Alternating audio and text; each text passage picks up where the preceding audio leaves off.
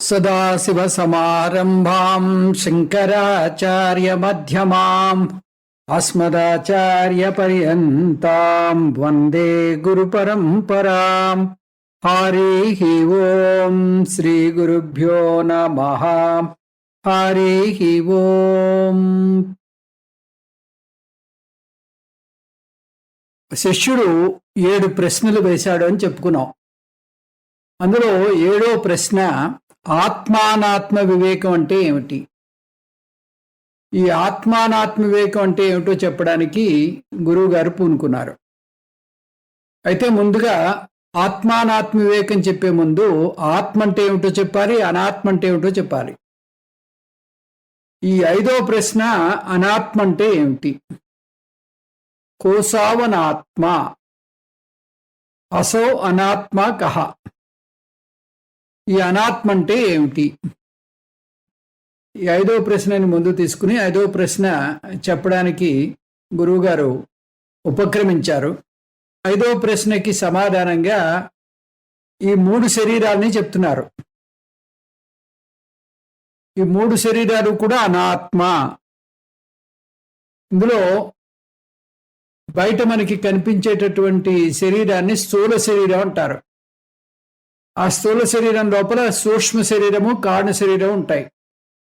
స్థూల శరీరం స్థూలంగా ఉంటుంది, సూక్ష్మ శరీరం సూక్ష్మంగా ఉంటుంది, కారణ శరీరం సూక్ష్మాతి సూక్ష్మంగా ఉంటుంది.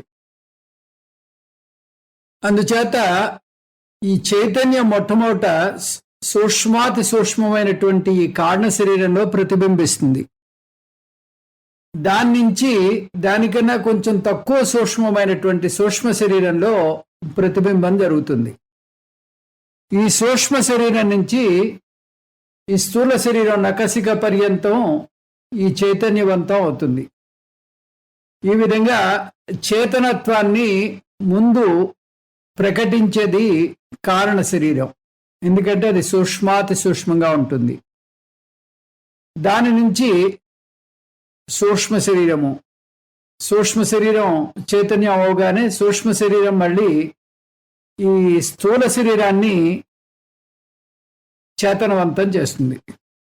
ఈ విధంగా ఈ జడమైనటువంటి 3 శరీరాలు చేతనవంతంగా మనకి కనిపిస్తూ ఉంటాయి. ఈ స్థూల శరీరం గురించి 27వ శ్లోకంలో చెప్పారు. అయితే ఇదే మనకి తత్వబోధలో ఏం చెప్పారో చూద్దాం. పంచీకృత మహాభూతైకృతం సత్కర్మజన్యం సుఖ దుఃఖ భోగాయతనం శరీరం అస్తి జాయతే వర్ధతే విపరిణమతే అపక్షీయతే వినశ్యతి ఇతి షడ్వికారవత్ ఏతత్ స్థూల శరీరం. పంచీకృతమైనటువంటి పంచమహాభూతాలతోటి ఇది నిర్మితమైంది. అంటే ముందు ఈ పంచభూతాలు చాలా సూక్ష్మంగా ఉన్నాయి. ఈ సూక్ష్మంగా ఉండేటటువంటి పంచభూతాలు కంటికి కనబడవు, ఇంద్రియ అగోచరంగా ఉంటాయి. కాబట్టి ఇవి పంచీకరణం అనేటటువంటి ఒక ప్రక్రియ వల్ల అవి స్థూలంగా ఏర్పడ్డాయి. అలా స్థూలంగా ఏర్పడినటువంటి స్థూల ఆకాశము, స్థూల వాయువు, స్థూల అగ్ని, స్థూల జలము, స్థూల పృథివీ, వీటి యొక్క కాంబినేషన్ వల్ల మనకి ఈ శరీరం, స్థూల శరీరం ఏర్పడింది. అందుకని దీన్ని పాంచభౌతికము అంటారు. ఈ పాంచభౌతికమైనటువంటి శరీరము సుఖ దుఃఖాలు అనుభవించడానికి ఒక ఆయతనము అంటున్నాడు. ఆయతనం అంటే ఒక అద్దింటి లాంటిది, ఒక నివాస స్థలము. అయితే దీనికి అద్దె ఏమిటో కూడా చెప్పుకున్నాం. ప్రారబ్ధం అనేది దీనికి అద్దె. ఈ ప్రారబ్ధం నడుస్తున్నంతసేపు ఈ అద్దెంట్లో ఉండడానికి మనకి అర్హత ఉంటుంది. ఈ ప్రారబ్ధం ఎప్పుడైతే అయిపోయిందో తాకీదు వచ్చేస్తుంది ఖాళీ చేయమని. ఆ విధంగా సుఖ దుఃఖ భోగాయతనం శరీరం. ఇది ఎందువల్ల వచ్చిందండి అంటే సత్కర్మజన్యం. మనం మంచి కర్మలు చేయడం వల్ల ఈ మానవ శరీరం ఏర్పడింది. అయితే దీనికి 6 రకాలైనటువంటి మార్పులు జరుగుతూ ఉంటాయి ఈ శరీరంలో. ఆ మార్పుల్ని షడ్వికారాలు అంటారు. ఆ షడ్వికారాలు ఏమిటి? అస్థి, జాయతే, వర్ధతే, విపరిణమతే, అపక్షీయతే, వినశ్యతి. అస్థి అంటే ఒకరోజు ఆ తల్లి గర్భంలో పిండ రూపంలో ఏర్పడుతుంది. ఏర్పడి అది ఆ గర్భం నుంచి బయటకు వచ్చి జన్మని పొందుతుంది. ఆ రోజు పుట్టినరోజు అంటారు. ఆ తర్వాత మెల్లిగా పెరగడం మొదలెడుతుంది. 6 అడుగుల పొడుగైపోతాడు. వర్ధతే. ఆ తర్వాత విపరిణమతే, శరీరంలో అనేక మార్పులు. ఈ మార్పులతోటి దేహంలో ఉన్న మార్పులతో పాటు మనస్సులో కూడా పరిపక్వత వస్తుంది.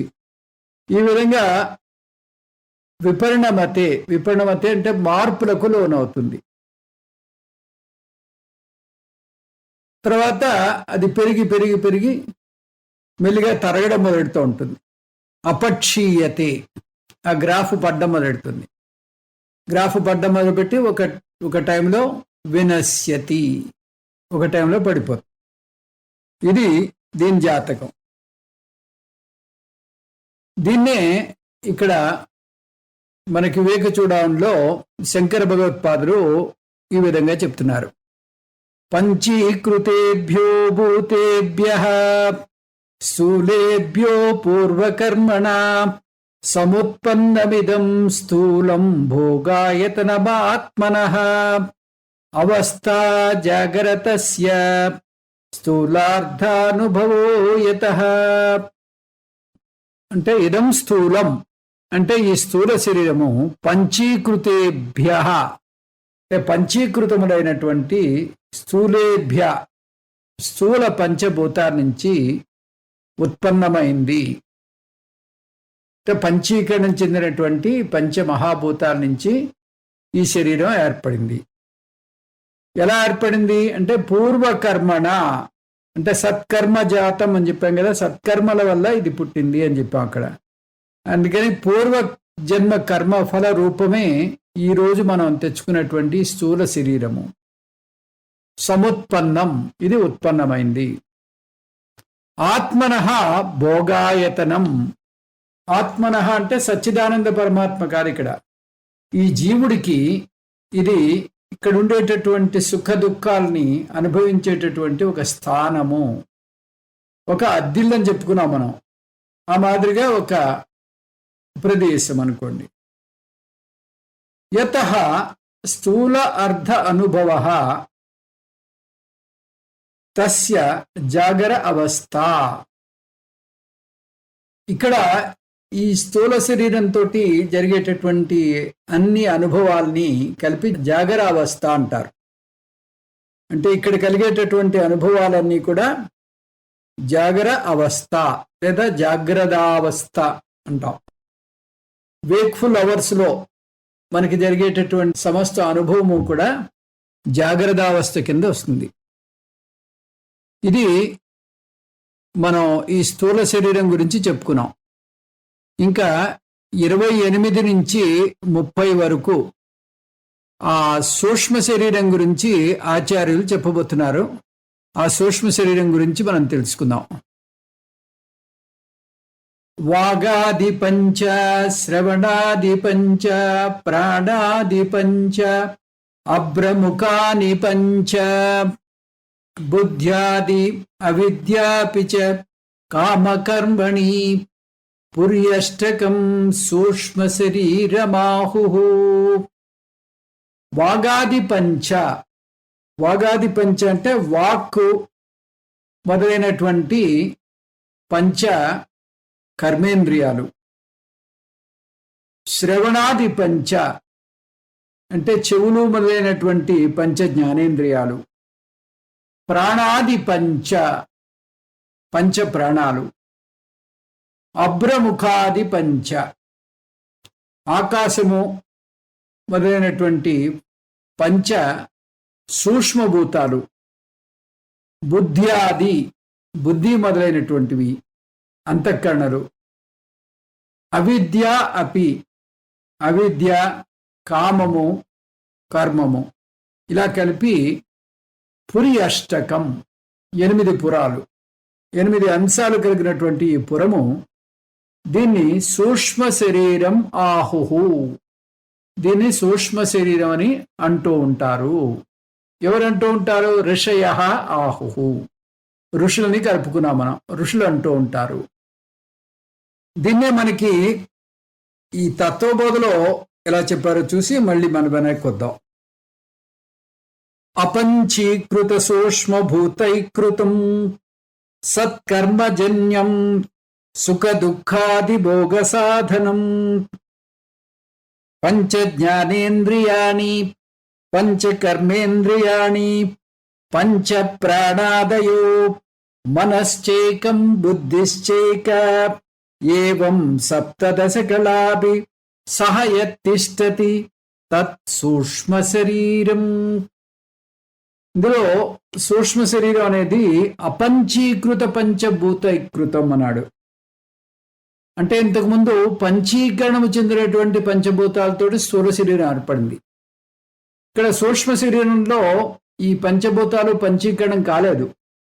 అవి ఒరిజినల్గా ఎలా ఉన్నాయో అవే సూక్ష్మ భూతాలు, అవే సూక్ష్మ మహాభూతాలు, వాటితోటి నిర్మితమైంది ఈ సూక్ష్మ శరీరం.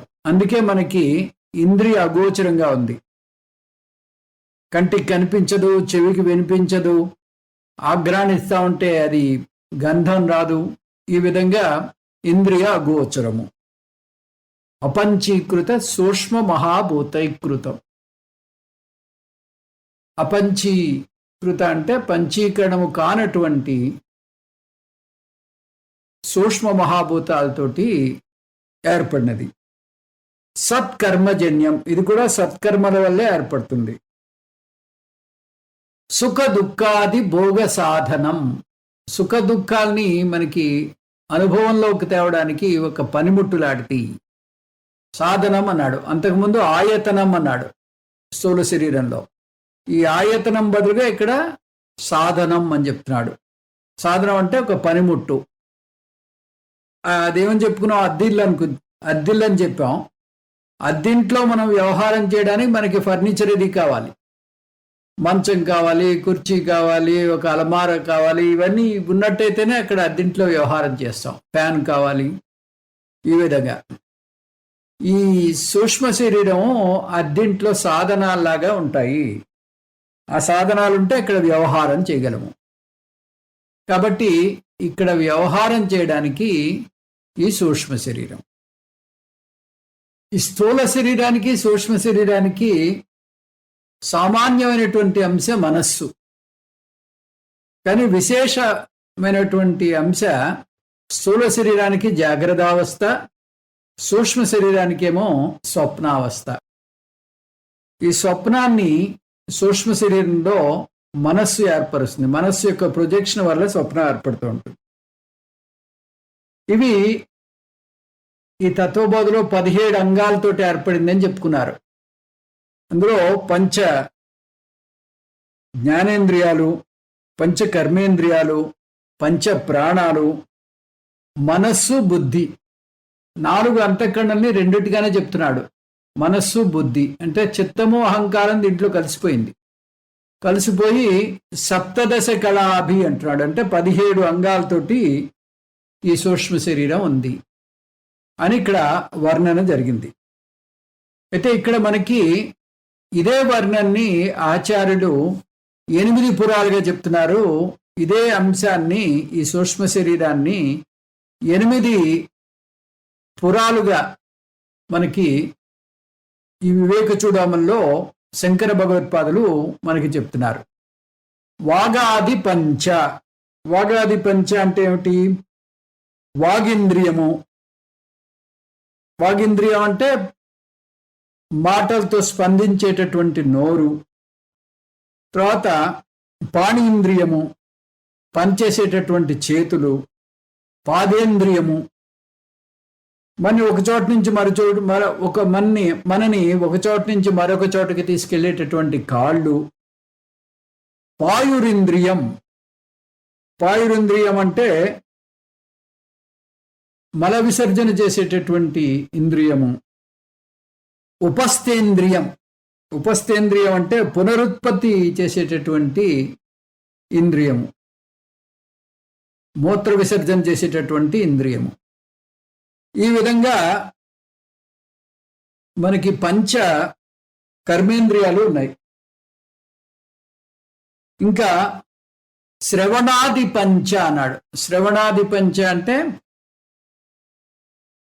చూసేటటువంటి కళ్ళు, వినేటటువంటి చెవులు, వాసన చూసేటటువంటి ముక్కు, రుచి చూసేటటువంటి నాలుక, తర్వాత ఈ స్పర్శ తెలుసుకునేటటువంటి చర్మము, అంటే త్వగింద్రియం అంటారు. త్వగింద్రియం అంటే చర్మము. ఈ చర్మము మనకి ఈ గోళ్ళు తర్వాత జుట్టు మినహాయించి అంతా వ్యాపించి ఉంటుంది. వ్యాపించి ఉండి మనకి ఆ స్పర్శని అందిస్తూ ఉంటుంది. సన్నటి గాలి వచ్చినా కూడా మనకి తెలిసిపోతూ ఉంటుంది. ఈ పంచ జ్ఞానేంద్రియాలు ఉన్నాయి. ఇంకా ప్రాణాది పంచ అంటున్నాడు. పంచ ప్రాణాలు. ఈ పంచ ప్రాణాలకి పేర్లున్నాయి. ప్రాణము, అపానము, వ్యానము, సమానము, ఉదానము. ప్రాణం అంటే శ్వాసక్రియ, ఊపిరి పీల్చేది. అపానం అంటే విసర్జన క్రియ, అంటే మనం వదిలిపెట్టేటటువంటి గాలి. వ్యానము, వ్యానం అంటే రక్త ప్రసరణకి సహాయం చేసేటటువంటి గాలి. సమానము అంటే జీర్ణ ప్రక్రియకి దోహదం చేసేటటువంటి వాయువు. ఉదానం, ఉదానం అంటే మన శరీరంలో ఏదో పడకూడనటువంటి పదార్థం పడినట్టయితే దాన్ని వాంతి రూపంలో బయట తీసుకొచ్చేస్తుంది.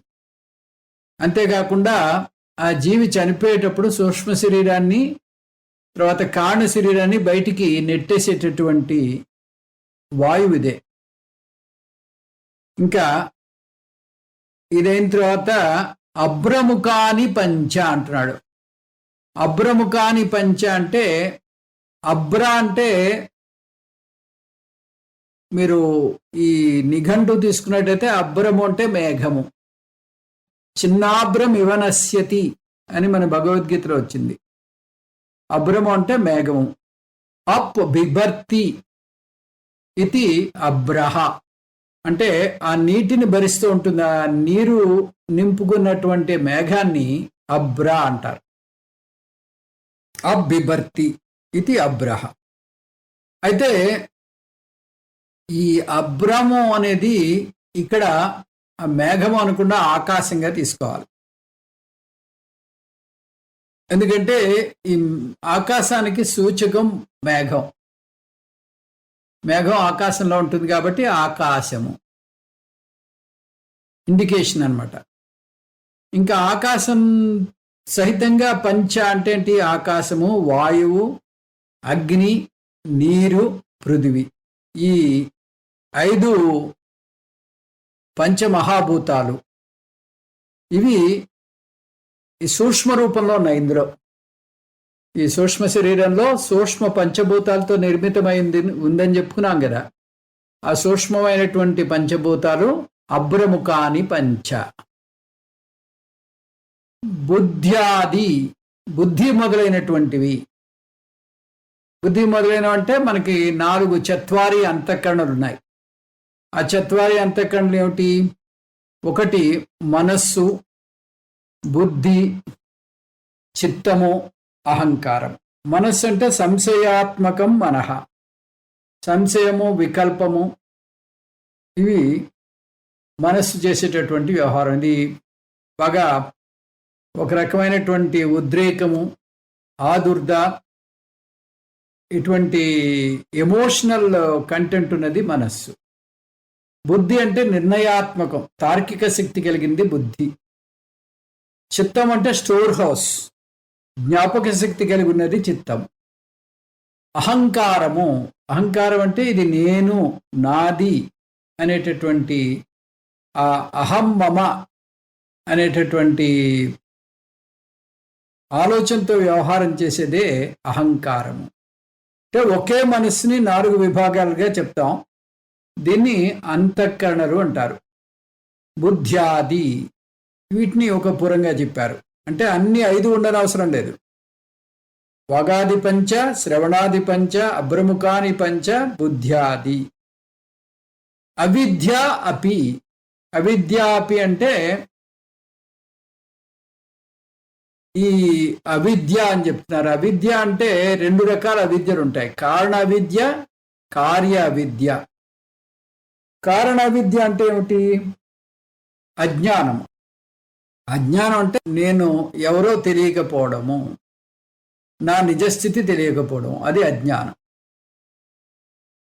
కారణ అవిద్య అయిపోయిన తర్వాత కార్య అవిద్య ఏమిటి? నేను ఎవరో తెలియకపోతే పర్వాలేదు, నేను ఏది కాదో అది నేను అనుకుంటున్నా, దాన్ని కార్య అవిద్య అంటారు. దాన్ని ఓ తప్పుడు ఆలోచనతో ఉండడాన్ని దాన్ని కూడా అవిద్య అంటారు. దాన్ని కార్య అవిద్య అంటారు. అంటే నేను మనసును అనుకోవడం, నేను దేహాన్ని అనుకోవడం, నేను ఇంద్రియాలు అనుకోవడం, ఇదంతా కూడా కార్య అవిద్య. కారణ అవిద్య నేను ఆ సచ్చిదానంద పరమాత్మనని తెలుసుకోకపోవడం, అజ్ఞానము. అజ్ఞానాన్ని కారణ విద్య అంటారు. తప్పుడు ఆలోచనని, మిస్టేకన్ ఐడెంటిటీని కార్య అవిద్య అంటారు. ఇక్కడ మనకి అవిద్య అంటే కార్య అవిద్య గురించి చెప్తున్నారు. అంటే ఈ సూక్ష్మ శరీరం బాగా ఆత్మకి బాగా సన్నిహితంగా పనిచేయడం వల్ల ఇదే ఆత్మ అనేటటువంటి భ్రాంతి కలుగుతూ ఉంటుంది. కాబట్టి అవిద్య అపి, అవిద్య ఒక పురము. ఇంకా కామ కర్మణి, కామము అంటే కోరికలు, ఆ తర్వాత కర్మలు, ఇవన్నీ కూడా దీంట్లో పురాలు. ఈ కోరికలు కర్మలు దీనికి పురాలు అని ఎలా చెప్తున్నారు అంటే, ఇవి మనకి ఈ కోశ పంచకం గురించి చెప్పినప్పుడు దీంట్లో 3 రకాలైనటువంటి శక్తులు ఉంటాయని చెప్తాం. ఇచ్ఛాశక్తి, జ్ఞానశక్తి, క్రియాశక్తి. ఇచ్ఛాశక్తి అనేది కామము, జ్ఞానశక్తి అనేది మనకి ఆ బుద్ధి వాటిలో చెప్పుకున్నాం. ఇంకా కర్మణి అంటే క్రియాశక్తి. కాబట్టి ఈ 3 శక్తులు ఈ సూక్ష్మ శరీరం వల్ల ఏర్పడుతూ ఉంటాయి. కాబట్టి ఇక్కడ కామము కర్మము కూడా, కోరికలు తర్వాత కర్మలు కూడా ఈ పురాల్లో ఒకటి కింద వస్తూ ఉంటుంది. కాబట్టి ఈ లెక్క పెట్టినట్టయితే వాగాది పంచ కర్మేంద్రియాలు, తర్వాత శ్రోత్రాది పంచ జ్ఞానేంద్రియాలు, పంచ ప్రాణాలు, పంచభూతాలు, తర్వాత బుద్ధి మొదలైనటువంటి 4 అంతఃకరణలు, అవిద్య, కామము, కర్మము, వీటన్నిటినీ కలిపి ఈ 8 పురాల్ని కలిపి సూక్ష్మ శరీరం ఆహుహు. వీటిని సూక్ష్మ శరీరం అని ఋషులు అంటూ ఉంటారు. అని ఈ విధంగా మనకి ఈ సూక్ష్మ శరీరాన్ని ఇంట్రడ్యూస్ చేశారు. ఇంట్రడ్యూస్ చేసిన తర్వాత ఈ సూక్ష్మ శరీరం అనేది ఒక సాధనం అని చెప్పుకున్నాం. దీనివల్ల మనకి ఈ స్థూల శరీరం పనిచేస్తూ ఉంటుంది, చేతనవంతం అవుతుంది. ఈ విషయాన్ని చెప్తూ 29వ శ్లోకంలో ఏందో చూద్దాం. 28, 29, 30 ఈ 3 కూడా సూక్ష్మ శరీరాన్ని వర్ణిస్తూ ఉన్నాయి. 28వ శ్లోకం. ఇదం శరీరం శృణు సూక్ష్మ సంజితం లింగం త్వపంచీకృతభూత సంభవం సవాసనం కర్మ ఫలానుభావకం స్వాజ్ఞానతో నాదిరూపాదిరాత్మనః స్వప్నో భవత్యస్య విభక్త్యవస్థా స్వమాత్రశేషేణ విభాతి యత్ర. శృణు అంటే జాగ్రత్తగా విను అని చెప్పి ఆచార్యులు చెప్తున్నారు. ఎందుకంటే ఈ వేదాంతం కొంచెం డ్రైగా ఉంటుంది. డ్రైగా ఉండడం వల్ల ఈ శిష్యుడు గబుక్కు నిద్రలోకి జారిపోయేటటువంటి అవకాశం ఉంటుంది.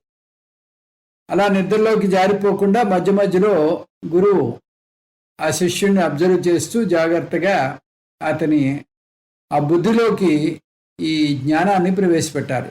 అందుకని మధ్య మధ్యలో శృణు అంటూ ఉంటాడు. కాస్త అటెంటివ్గా విను, చాలా ముఖ్యమైనటువంటి విషయం.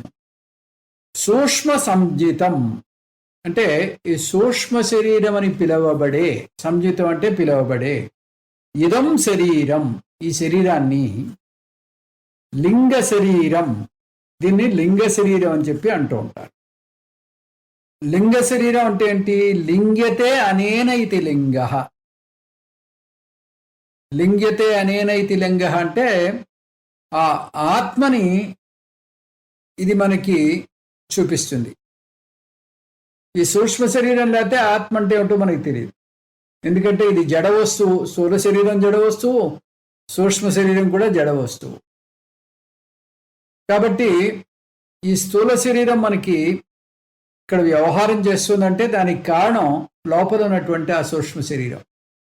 ఆ సూక్ష్మ శరీర అభావం చేత ఈ చేతనవంతమైనటువంటి శరీరం శవం అయిపోతుంది. ఎప్పుడైతే సూక్ష్మ శరీరం దీంట్లోంచి బయటకు వెళ్ళిపోయిందో అప్పుడు నిర్జీవంగా మారిపోతుంది.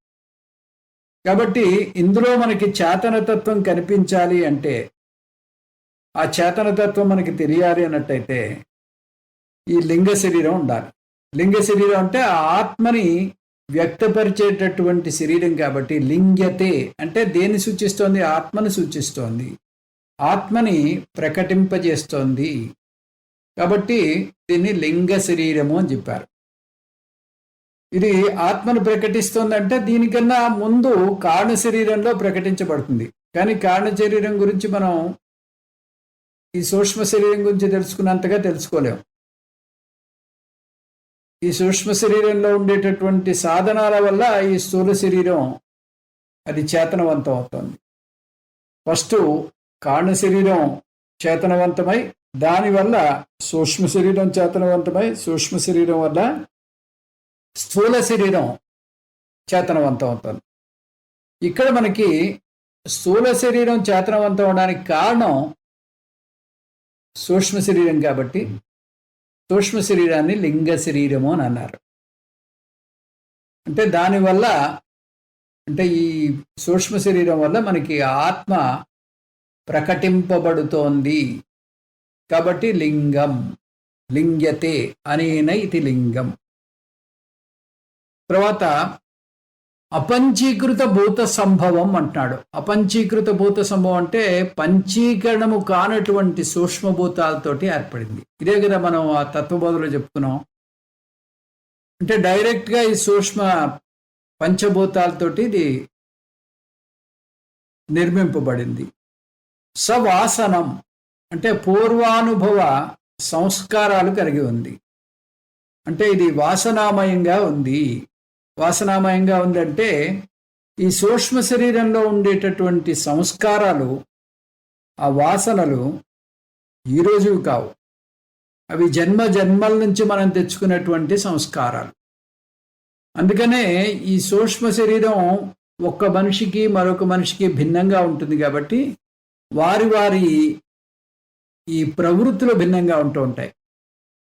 ఇది లాస్ట్ క్లాస్లో చెప్పాను మీకు. ఇది ఒకే తల్లికి పుట్టినటువంటి 5 బిడ్డలు 5 రకాలుగా వ్యవహారం చేస్తుంటారు.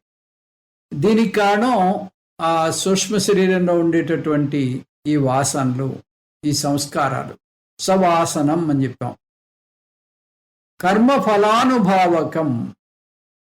కర్మఫలానుభావకం అంటే పుణ్యపాప కర్మఫలాన్ని అనుభవించేటటువంటి భోక్త.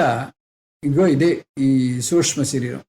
సూక్ష్మ శరీరం ఉండడం వల్లే ఇక్కడ ఉండేటటువంటి సమస్త వ్యవహారము మనం చేయగలుగుతాం. అంటే ఈ సాధనం ఉండడం వల్లే, సుఖ దుఃఖాది భోగ సాధనం అన్నాడు. ఈ సాధనం ఉండడం వల్లే మనం ఇక్కడ ఏ వ్యవహారమైనా మనం చేయగలుగుతాం. స్వ అజ్ఞానత. ఇది ఎందువల్ల ఈ ఇక్కడ ఉండేటటువంటి వ్యవహారము, ఇక్కడ ఉండేటటువంటి ఇదంతా ఈ నేను అనేటటువంటి వ్యవహారం ఎందుకంటే స్వస్వరూప జ్ఞానం లేకపోవడం వల్ల ఆత్మనః అనాది. ఈ ఆత్మనః అనాది అంటే జీవునికిది అనాదిగా ఈ సూక్ష్మ శరీరం అలా వస్తుంది. అనాది ఉపాధి, అనాది కాలం నుంచి వస్తున్నటువంటి ఒక ఉపాధి. అస్య అంటే ఈ జీవుడికి స్వప్న విభక్త్యవస్థ. ఇందులో ఈ అనాదిగా వస్తున్నటువంటి సూక్ష్మ శరీర కారణం చేత మనకి స్వప్నావస్థ ఏర్పడుతుంది. ఈ మనస్సు అనేది కారణం. స్థూల శరీరానికి, స్థూల శరీరంలో మనకి ఉండేటటువంటి అవస్థలకి, స్థూల శరీరంలో సూక్ష్మ శరీరం ఉంది కాబట్టి స్థూల శరీరంలోనూ సూక్ష్మ శరీరంలోనూ కామన్గా మనస్సు ఉంది. కానీ అవస్థలు అంటే అక్కడ జాగ్రత్త అవస్థ ఏర్పడితే ఇక్కడ మనకి స్వప్నావస్థ ఏర్పడుతుంది. ఇది విశేష అంశ. మనస్సు అనేది సామాన్య అంశ. ఇక్కడ ఉపాధి అనేటటువంటి ఒక పదం వాడాడు. ఈ ఉపాధి అనేది టెక్నికల్ పదం. ఉపాధి, ఉపహితం అని మనం 2 పదాలు వాడతాం. దీన్ని జాగ్రత్తగా అర్థం చేసుకోండి. ఎక్స్ అండ్ వై అని 2 ఉన్నాయనుకోండి. ఎక్స్ అండ్ వై అని 2 ఉన్నాయి. ఎక్స్ సమక్షంలో వై వైలా కాకుండా మరొకలా కనిపిస్తుంది. ఎక్స్ వై 2 ఉన్నాయి. ఎక్స్ సమక్షంలో వై వైలా కాకుండా మరొకలా కనిపిస్తోంది. అలాంటప్పుడు ఎక్స్ని ఉపాధి అంటారు, వైని ఉపహితము అంటారు. దీనికి మంచి ఉదాహరణ శాస్త్రంలో చెప్పేటటువంటి ఉదాహరణ ఏమిటంటే, ఒక స్ఫటికాన్ని తీసుకుంటాం. ఆ స్ఫటికానికి ఎటువంటి రంగు ఉండదు. ఆ స్ఫటికం పక్కన జపాకుసుమాన్ని పెడతాం. జపాకుసుమ అంటే మందార పువ్వు. జపాకుసుమాన్ని, మందార పువ్వుని స్ఫటికం పక్కన పెట్టినట్టయితే స్ఫటికం కూడా ఎర్రగా కనిపిస్తూ ఉంటుంది. ఎర్ర స్ఫటికమా అన్నట్టుగా ఉంటుంది. నిజానికి ఆ స్ఫటికం రంగు మారలేదు. ఆ స్ఫటికం యొక్క రంగు లేకుండా ఉండడం, కలర్లెస్నెస్. అయితే ఈ జపాకుసుమం పక్కన ఉండడం చేత, దాని సన్నిధి మాత్రం చేత అది ఎర్రగా ఉన్నట్టుగా కనిపిస్తోంది. అంటే ఈ స్ఫటికాన్ని ఉపహితము అంటారు, జపాకుసుమాన్ని ఉపాధి అంటారు. ఇప్పుడు ఇదే విషయం ఇక్కడ ఏం జరుగుతోంది?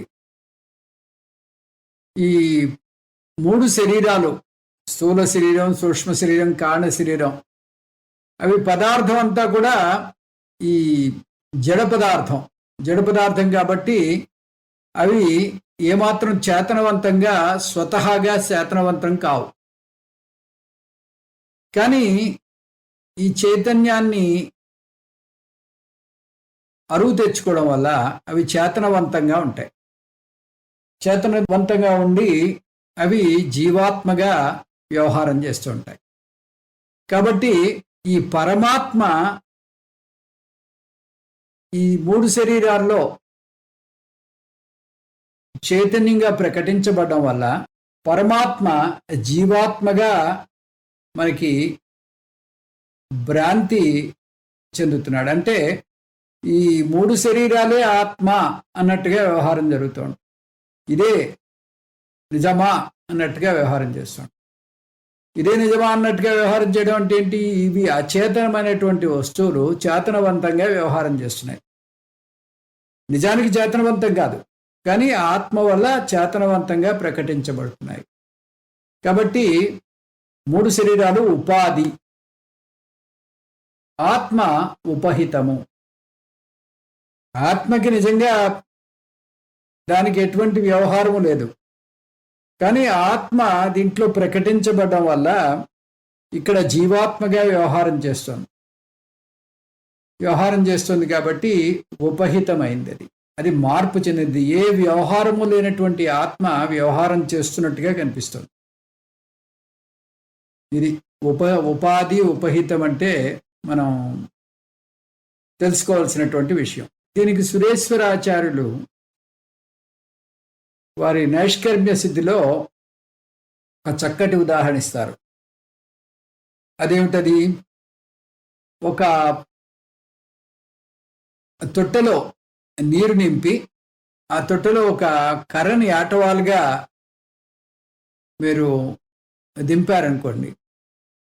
ఆ నీరు టచ్ అవుతున్నటువంటి ఆ నీటి యొక్క ఉపరితలం దగ్గర ఈ కర్రను చూసినట్టయితే కర్ర కొంచెం వంగినట్టుగా కనిపిస్తుంది. నిజానికి కర్ర వంగలేదు, కానీ అది వంగినట్టుగా కనిపిస్తోంది. అంటే నీరు ఉపాధి, ఈ కర్ర ఉపహితం అయింది. కర్ర స్ట్రైట్ గానే ఉంది, కానీ ఆ నీటి యొక్క సన్నిధి మాత్రం చేత అది వంగినట్టుగా కనిపిస్తుంది. కాబట్టి కర్ర ఉపహితము, నీరు ఉపాధి. ఇప్పుడు మన గురువు గారు ఒక చక్కటి ప్రశ్న వేశారు. ఆయన ఏమంటారంటే, ఈ కర్రలో ఉండేటటువంటి వంపు తీసేయాలంటే ఏం చేయాలి? కర్ర వంగినట్టుగా కనిపిస్తుంది కదా, ఈ వంపును తీసేయాలంటే ఏం చేయాలి అంటే 99.99% అందరూ తప్పుడు ఆన్సర్ ఇస్తారు అని చెప్పారు. ఆ తప్పుడు ఆన్సర్ ఏంటంటే, ఈ కర్రని నీటిలోంచి బయటికి తీసేయాలి. అది పరమ తప్పు ఆన్సర్ అని చెప్తున్నారు. ఈ వంపు తీసేయాలంటే మీరు ఏమి చేయగల, ఈ కర్ర ఒరిజినల్గా వంపు లేదు, కర్ర స్ట్రైట్ గానే ఉంది, ఇది కేవలం భ్రాంతి మాత్రమే అని తెలుసుకుంటే చాలు. ఇది మనకిక్కడ జరుగుతున్నటువంటి విషయం. ఆత్మ అవ్యవహారి, ఆత్మ అవ్యవహారి, కానీ మనకిక్కడ ఆత్మే ఇక్కడ వ్యవహారం అంతా చేస్తుందా అని మనకి ఈ 3 శరీరాలు ఉపాధిగా ఈ ఆత్మకి అతి సన్నిహితంగా వ్యవహారం చేయడం వల్ల మనకి ఈ ఆత్మ యొక్క లక్షణాలు మారిపోయినట్టుగా కనిపిస్తున్నాయి. అవ్యవహారి అయినటువంటి ఆత్మ వ్యవహారిగాను, అకర్త అయినటువంటి ఆత్మ కర్తగాను, అసంగమైనటువంటి ఆత్మ సంగత్వంతో కలిగినట్టు, రాగద్వేషాలు ఉన్నట్టు కనిపిస్తుంది. ఇది ఉపాధి. కాబట్టి ఇక్కడ ఈ సూక్ష్మ శరీరము ఒక ఉపాధిలాగా ఈ జీవుడికి వ్యవహారం చేస్తుంది. దీనివల్ల మనకి ఈ స్వప్నావస్థ ఏర్పడుతోంది అని చెప్పారు. అయితే ఈ సూక్ష్మ శరీరము ఈ స్థూల శరీరంలో లేనట్టయితే, ఈ స్థూల శరీరం వల్ల కేవలం ఈ స్థూల శరీరం వరకే పరిమితం అయిపోయింది. అంటే ఒక చిన్న చీమలో సూక్ష్మ శరీరం ఉంటే ఆ చీమకి సంబంధించినటువంటి శరీరం వరకే పరిమితం. ఒక ఏనుగులో సూక్ష్మ శరీరం ప్రవేశించినట్టయితే ఏనుగుకి సంబంధించినటువంటి వ్యవహారం చేస్తుంది. మనిషిలో ఉన్నట్టయితే మనిషికి సంబంధించిన వ్యవహారం చేస్తాం. ఈ విధంగా ఆ సూక్ష్మ శరీరం అది ఉన్నటువంటి స్థూల శరీరాన్ని బట్టి దాని వ్యవహారాలు చేస్తూ ఉంటాం. అయితే ఈ స్థూల శరీరం వల్ల ఇది పరిమితిగా ఉంటుంది. అంటే ఆ స్థూల శరీరం వరకే ఇది పరిమితిని చెంది ఉంటుంది. దీని యొక్క కాల పరిమితి ఎంతకాలం ఉంటుంది? దీని యొక్క కాల పరిమితి అంటే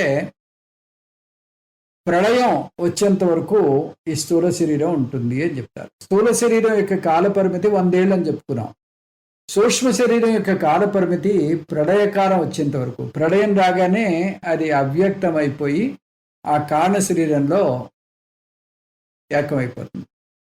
అయితే కారణ శరీరం యొక్క కాల పరిమితి ఎప్పుడు అంటే మోక్షం వచ్చేంత వరకు ఆ కారణ శరీరం ఉంటూనే ఉంటుంది.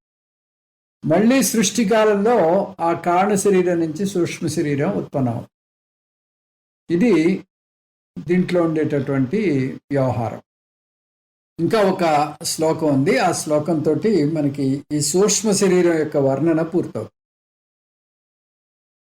ఈ 30వ శ్లోకం ఇది అంటే ఛందస్సు, ఇది పాడేటట్టుగా లేదు, ఇది వచనం చదివినట్టుగా చదవాలని చెప్పారు స్వామీజీ. సర్వవ్యాపృత్తికరణం లింగం ఇదం స్యాచ్చిదాత్మనః పుంసః వాస్యాదికమివ తక్షణస్తేనైవాత్మా భవత్యసంగోయం. తక్షణ అంటే వడ్రంగి, కార్పెంటర్ అన్నమాట. వాస్యాదికమివ అంటే ఆ వడ్రంగికి ఎలాగైతే పనిముట్లు ఉంటాయో, ఉలి, తర్వాత ఈ చిత్రీ పట్టేటటువంటి మిషను, రంపము, ఇట్లాగే రకరకాలు పనిముట్లు ఉంటాయి అతని దగ్గర. ఆ మాదిరిగా చిదాత్మనః అంటే చైతన్య స్వరూపుడైన పుంసః ఈ జీవుడికి ఇదం లింగం శరీరం, ఇదం లింగం అంటే ఈ సూక్ష్మ శరీరము, సర్వవ్యాపృత్తికరణం స్యాత్, ఈ సమస్తమైనటువంటి వ్యాపృత్తి అంటే వ్యవహారం, సర్వవ్యాపృత్తికరణం స్యాత్ అంటే సమస్తమైనటువంటి కార్యాలు చేయడానికి ఒక పనిముట్టులాగా ఉంది అని చెప్తున్నారు. మనం ఏదైనా పని చేయాలంటే ఒక ఇన్స్ట్రుమెంట్ కావాలి. వడ్రంగి ఒక ఫర్నిచర్ తయారు చేశాడు. ఫర్నిచర్ తయారు చేశాడంటే అతనికి ఆ పనిముట్లన్నీ ఉన్నట్టయితే ఆ చెక్కని కావాల్సి వచ్చినట్టుగా కోసి వాటితోటి అక్కడ ఆ టేబుల్ని తయారు చేస్తాడు. అదే మాదిరిగా వ్యాపృత్తికరణం, సర్వవ్యాపృత్తికరణం అంటే సమస్త కార్యాలు చేయడం కోసం సాధనం అవుతుంది. తేనైవ, ఆ కారణం చేత అయం ఆత్మ, ఈ ఆత్మ అసంగ భవతి. కాబట్టి ఈ ఆత్మ అసంగం, ఆత్మకి ఎటువంటి సంగము లేదు, ఆత్మ ఎటువంటి పని చేయదు. ఈ పనులు చేసేది కేవలం సూక్ష్మ శరీరము. సూక్ష్మ శరీరము ఈ స్థూల శరీరము ఈ కాంబినేషన్ వల్ల, అంటే దేహేంద్రియ మనోబుద్ధులు సంఘాతం చేత ఇది జరుగుతుంది తప్పితే ఆత్మ తనంతట తానుగా ఏ పని చేయదు. అయం ఆత్మ అసంగ భవతి, ఈ ఆత్మ అసంగము, అది కర్త కాదు భోక్త కాదు. అయితే దీనికి చాలా దగ్గరగా, ఈ శరీరం ఆత్మకి చాలా దగ్గరగా, చాలా సన్నిధి మాత్రం చేత ఈ స్థూల శరీరము సూక్ష్మ శరీరం ఉండడం చేత ఇవే ఆత్మ అన్నట్టుగా వ్యవహారం చేస్తూ ఉంటాం. నేను చూశాను, నేను విన్నాను అంటే నిజంగా ఆత్మ చూడడం లేదు, వినడం లేదు. ఈ నేనుకి ఈ సాధనాలు చేసేటటువంటి కార్యాలన్నీ కూడా నేను చేసింది అని ఆ పారమార్థికమైనటువంటి నేనుకి మనం తగిలిస్తూ ఉంటాం. ఆత్మగా ఈ జీవుడు ఎప్పుడు అసంగుడు. అది సర్వవ్యాపకం కాబట్టి ఎప్పుడూ ఉంది, అంతటికీ అదే ఆత్మే ఆధారం. ఆత్మ చైతన్య స్వరూపం కాబట్టి నిజానికి ఈ జడ చైతన్య విభాగం అంటూ ఉండదు. ఈ విభాగం ఎందువల్ల ఏర్పడింది? లింగ శరీరం ద్వారా తీసుకురాబడింది. ఈ సూక్ష్మ శరీరం ఉండడం చేత మనం ఈ జడ వస్తువు, ఇది చేతన వస్తువు అని చెప్పాల్సి వస్తుంది. అది లేనప్పుడు ఈ చైతన్యం వ్యక్తం అవటలేదు. ఈ జడ వస్తువులు, చేతన వస్తువులు, ఈ రెండింటినీ మనం స్వప్నంలో చూస్తాం. మీరు కలలో ఒక ఇంట్లో తిరుగుతున్నారు, ఒక ఇంట్లో తిరుగుతుంటే ఆ ఇంట్లో ఉండే అన్ని వస్తువులు కూడా జడ వస్తువులు. కానీ ఆ స్వాప్నికుడిగా మీరు తిరుగుతున్న మీరు మాత్రం చైతన్య స్వరూపులు.